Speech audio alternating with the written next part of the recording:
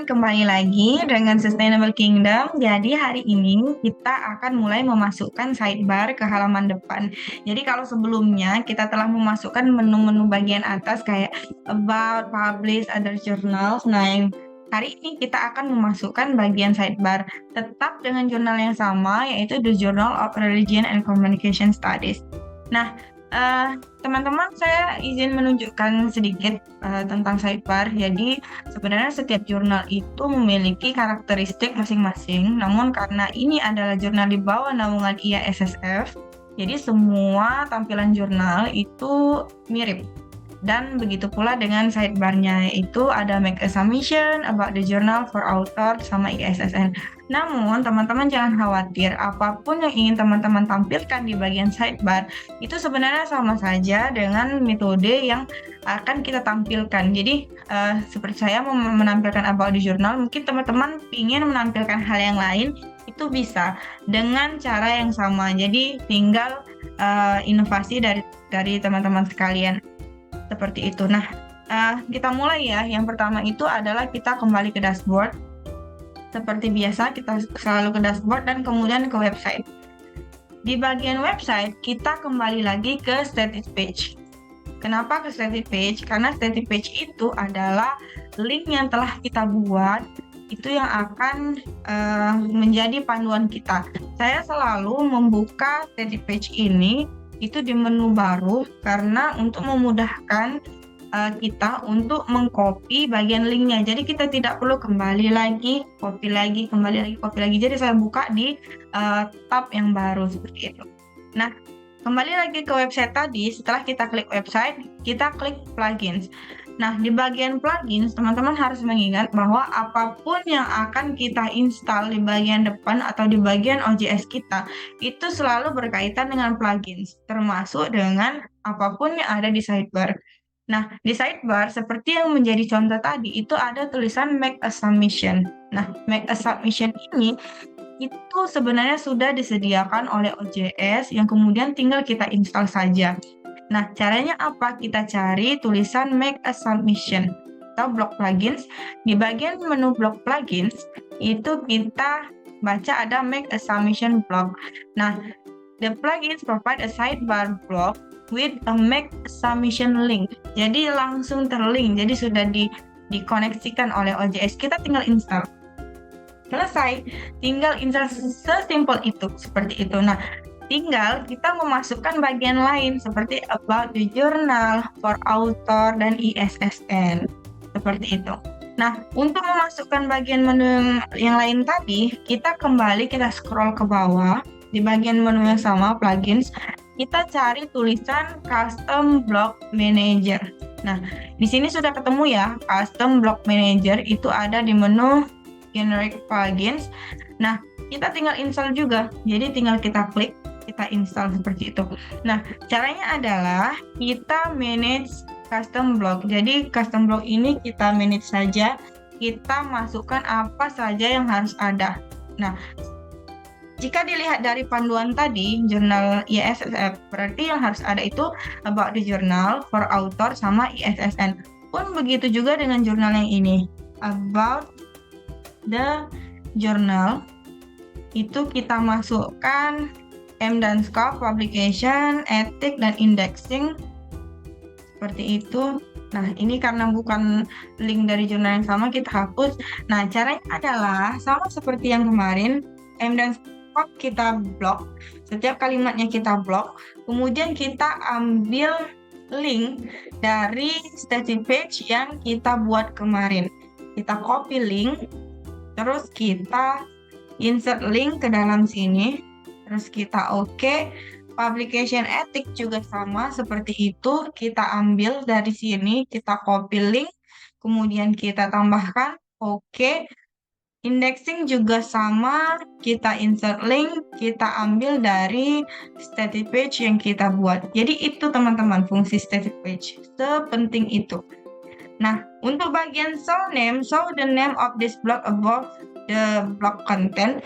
Jadi ini akan menampilkan bagian judul, bagian nama about the journal ini mau kita tampilkan atau tidak. Jika kita ingin menampilkan itu, kita harus mencentang bagian show name ini. Nah, karena terlihat lebih rapi, mari kita centang saja dan kita simpan. Nah, menu about the journal itu sudah ada. Sekarang kita tambah menu ISSN. ISSN. Nah, ISSN itu karena jurnal ini belum ada ISSN, namun saya menyarankan untuk ditampilkan saja karena dari pihak BRIN itu biasanya waktu mereka evaluasi dari jurnal kita, waktu kita mengajukan ISSN, itu mereka akan menanyakan di mana posisinya, di mana saja akan ada keterangan ISSN-nya seperti itu. Atau bahkan kadang mereka minta untuk kita menampilkan borangnya seperti ini. Jadi pihak BRIN itu kadang meminta seperti itu. Jadi daripada kita revisi-revisi, langsung kita save saja, kita simpan dan kita tampilkan nanti. Nah, terus ada satu tambahan lagi, yaitu for author. Nah, dari for author ini itu ada bagian-bagian yang harus ditampilkan seperti author guidelines, how to submit, manuscript template, sama author self judgment. Nah, sama seperti itu. Di sini juga harus ada for author. For author ini bukan linknya, tapi dari link jurnal tadi. Nah, ini sama juga seperti tadi. Kita insert link kan, author guidelines. Kita copy link, kita masukkan, kita paste, oke. How to submit, kita linkkan how to submit.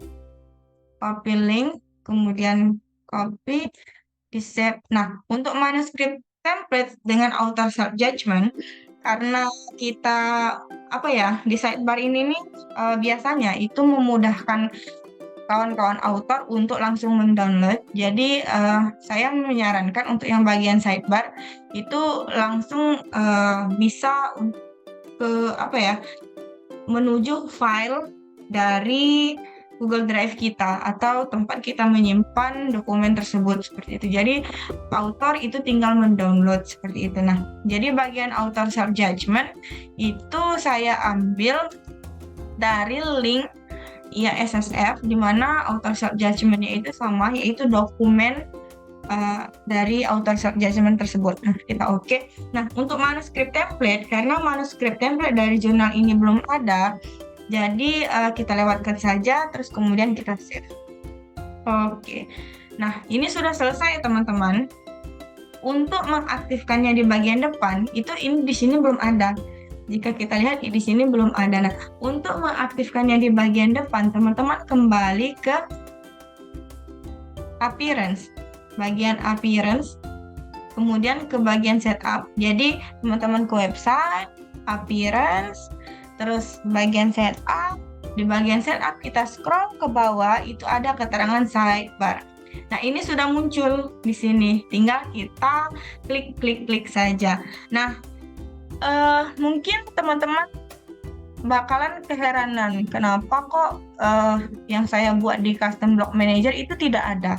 Jadi seperti yang saya jelaskan sebelum-sebelumnya, jika tidak ada, teman-teman jangan khawatir. Teman-teman cuma tinggal merefresh dari website kita, OJS kita, atau kita clear cache dulu, atau tekan Ctrl F&R, maka dia akan muncul. Nah, kebetulan karena ini tadi saya tidak sengaja refresh, jadi langsung muncul. Jadi seperti itu. Nah, ini kita ke ataskan dulu ya, sesuai dengan urutan. Make a submission di bagian atas, terus bagian for author-nya bagian atas, di bagian bawah about the journal, kemudian ISSN-nya di bagian bawah. Itu tinggal kita klik, terus kita simpan. Selesai. Kalau selesai, berarti tugas kita dengan sidebar itu sebenarnya sudah selesai. Coba kita lihat ya. Ada kan?